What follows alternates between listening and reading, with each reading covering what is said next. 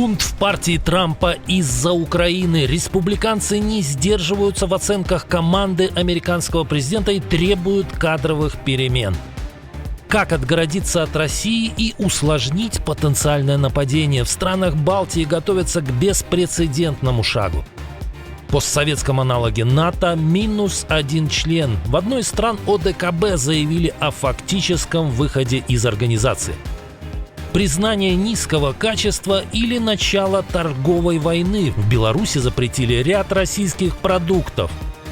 Соратника Зеленского допросили силовики. В НАБУ рассказали, какие вопросы задавали и присвоен ли могущественному чиновнику статус подозреваемого.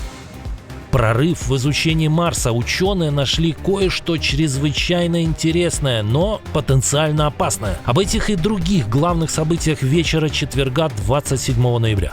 И многое другое. Самые важные и срочные новости, эксклюзивные подробности. Вы смотрите информационный выпуск «Нехта». Оперативно о событиях в Украине, России, Беларуси и мире. Раньше и понятнее других. Все, что нужно знать сегодня.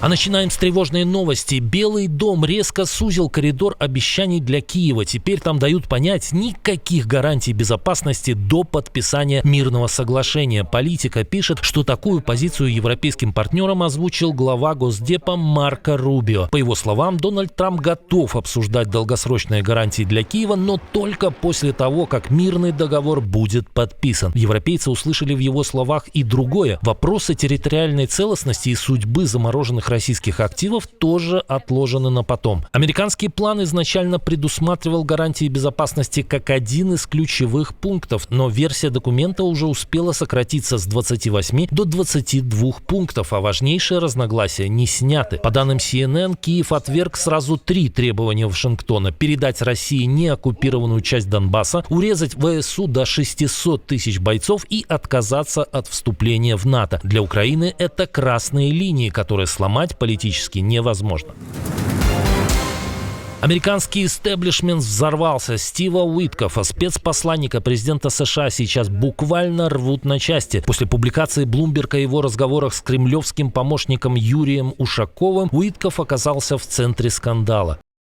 Для тех, кто выступает против российского вторжения и хочет видеть Украину суверенной и демократической страной, очевидно, что Уиткофф полностью поддерживает россиян. Ему нельзя доверять ведению этих переговоров. Или российский платный агент сделал бы меньше, чем он, его следует уволить.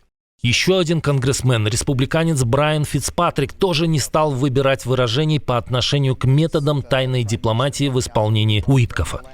Это серьезная проблема и одна из многих причин, почему эти бессмысленные побочные шоу и тайные встречи должны прекратиться. Позвольте государственному секретарю Марку Рубио выполнять свою работу честно и объективно. Демократы идут еще дальше. Тед Лье заявил, что Уиткофф должен работать на США, а не на Россию, и прямо назвал его предателем.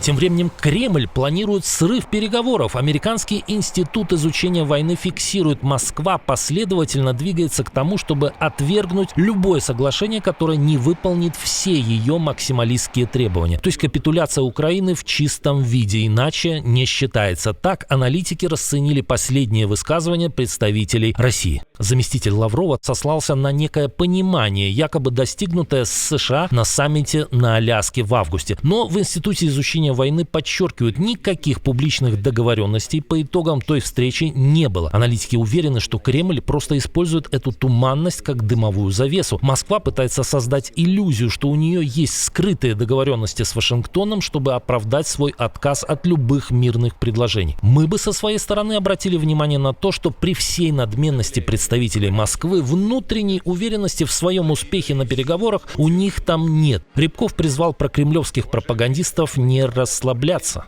Я призываю все средства массовой информации проявлять максимальную ответственность. И сейчас ровно тот период, тот момент, когда нельзя поддаваться на провокации. Похоже, в российском МИД понимают, что даже работники в подконтрольных медиа устали от войны, а на Западе и в Вашингтоне не все готовы сдавать Украину. В самой столице США жарко не только из-за разногласий по мирным переговорам. После стрельбы у Белого дома Дональд Трамп уже перешел к жестким политическим шагам. Поводом стал тот факт, что стрелявший приехал из Афганистана в 2021 году. Правда, получил убежище уже при Трампе весной 2025. Это гнусное нападение было актом зла, актом ненависти и актом террора. Это было преступление против всей нашей страны. Это было преступление против человечности. Служба гражданства и иммиграции США уже приостановила все процессы, связанные с гражданами Афганистана. Мы должны теперь пересмотреть каждого чужака, въехавшего в нашу страну из Афганистана при Байдене, и мы должны принять все необходимые меры для обеспечения выдворения любого чужака из любой страны, который не приносит нашей стране пользы. Если они не могут любить нашу страну, они нам не нужны. Стрельба прогремела накануне вечером. Всего в 2 кварталах от Белого дома нападавший открыл огонь по военнослужащим Нацгвардии, мужчине и женщине, оба в тяжелом состоянии в больнице. Сам стрелявший тоже ранен. О мотивах поступка и возможном наличии сообщников пока неизвестно, но шеф Пентагона Пит Хексет объявил о переброске в столицу дополнительных 500 бойцов Нацгвардии. Дежурные улыбки, неискренние объятия. Так проходил очередной саммит ОДКБ. Но кое-что омрачило встречу постсоветских автократов. Один из членов объявил о выходе из организации. Такое заявление прозвучало из Еревана. На вопрос, заданный в парламенте, почему Армения формально не вышла из организации, спикер Ален Симонян ответил: «Мы фактически вышли». Симонян добавил, что дальнейшие шаги по документально-правовому оформлению этого статус-кво – это вопрос политической целесообразности. Ереван не спешит ставить окончательную точку только потому, что это сильный формальный жест, который еще больше обострит отношения с Москвой. Но, по сути, ОДКБ для Армении в прошлом.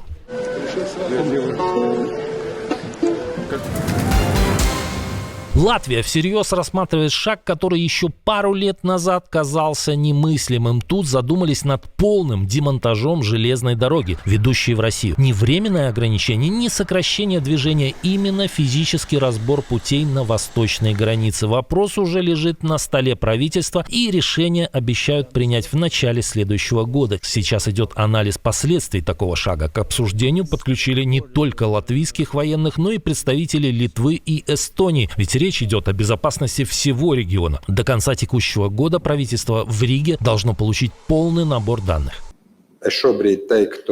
Мы не можем исключать ни один вариант укрепления национальной обороны и безопасности, но такие решения должны приниматься с учетом сроков и объема работ, а также оценки их влияния на различные социально-экономические аспекты. Инициатива обсуждается как часть общего пакета по укреплению восточного фланга НАТО. Вопрос демонтажа путей станет темой встреч лидеров стран Балтии, и если решение будет позитивным, это станет беспрецедентным шагом. Мощные взрывы в Самарской области. В Новокуйбышевске под удар дронов попал стратегический НПЗ Роснефти. Это подтвердили мониторинговые каналы и ночные кадры, где хорошо видно несколько вспышек над территорией НПЗ. Новокуйбышевский завод – один из ключевых активов Роснефти. Почти 9 миллионов тонн переработки в год. Тут делают все – от бензина и дизеля до авиакеросина и ракетных масел с битумом. Но главное – это стратегическое топливо для российской армии. Реактивная моторная, все, на чем ездит, летает и воюет российская техника. Поэтому завод уже не впервые попадает под атаки. Даже временный вывод его из строя бьет по логистике, авиации и всей военной машине Кремля. НАБУ продолжает расследование по громкому делу МИДАС. Глава антикоррупционного бюро Украины Семен Кривонос официально подтвердил, что на допрос вызывали и одного из самых влиятельных соратников Владимира Зеленского. Речь идет о секретаре Совета по национальной безопасности и обороне Рустеме Умерове. Умеров действительно допрошен. Не могу раскрыть его статус. Могу только сказать, что он на данный момент не является подозреваемым или обвиняемым. Воздержусь от дальнейших комментариев, так как это может принести вред расследованию. Бывшего бизнес-партнера Владимира Зеленского Тимура Миндича подозревают не только в организации коррупционной схемы в энергетической отрасли Украины, но и в возможной причастности к закупке некачественных бронежилетов. Накануне «Украинская правда» сообщила, Умерова опросили как свидетеля по делу о так называемом бэк-офисе Миндича. Пока Лукашенко улыбался своему московскому хозяину на саммите ОДКБ в Кыргызстане, подчиненные диктатора сделали недружественный шаг по отношению к Москве. Белорусские проверяющие провели специальную торговую операцию по отношению к российским продуктам. Госстандарт Беларуси внес в черный список целый ряд российских товаров. Тут и яблочный уксус, и айран, и варенье, и томатная паста. В составе выявлены запрещенные либо незаявленные химические вещества, консерванты, красители и тому подобное. Вся эта продукция официально внесена в реестр небезопасной. Обычно это означает, товары должны изъять с полок, производителям устранить нарушения. Пока остается неясным, белорусские контрольные органы просто устали мириться с плохим качеством российских продуктов или это первый залп торговой войны. А их в истории режимов Путина и Лукашенко было ой как немало.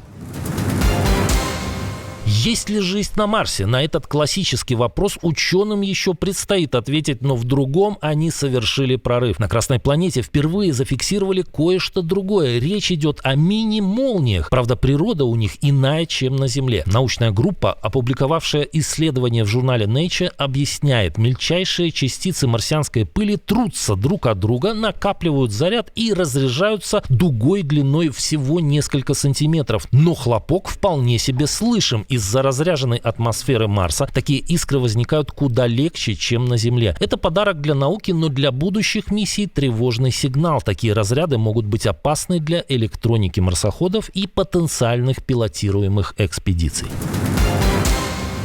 Вы можете больше никогда не увидеть наш контент. Целая армия ботов, троллей и фейков воздействует на алгоритм. Для того, чтобы всегда оставаться на связи, не просто подписывайтесь на канал, выбирайте параметр «Получать все уведомления». Так мы останемся на связи, когда начнется что-то поистине масштабное и значимое. Отдельное спасибо за то, что досмотрели до конца. Спасибо за ваше доверие. Жду развернутых комментариев, лайков и репостов. Это важно для того, чтобы нас становилось больше. На этом пока все. Доброго вам вечера, до новых встреч и хороших вам новостей.